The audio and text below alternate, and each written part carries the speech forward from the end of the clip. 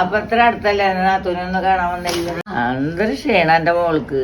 എന്തായാലും ഇങ്ങനെ ക്ഷീണിച്ചേ? ഒന്ന് കഴിക്കാണ്ടേ.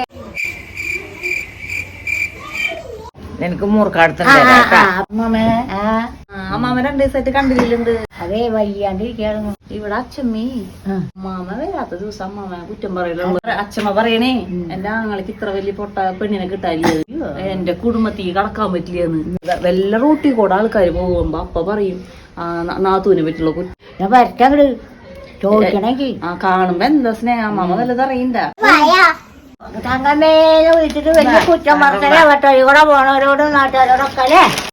എന്താ പറഞ്ഞ ഇപ്പൊ മനസ്സിലായി എല്ലാ കാര്യങ്ങളും. ഈ ആദ്യമുള്ള പെണ്ണാന്ന് എനിക്ക് മനസ്സിലായില്ല. ഞാനിനി ഇങ്ങനെ കടക്കില്ല കേട്ടാ. ഇവൾക്ക് എന്താ പറ്റിയേ?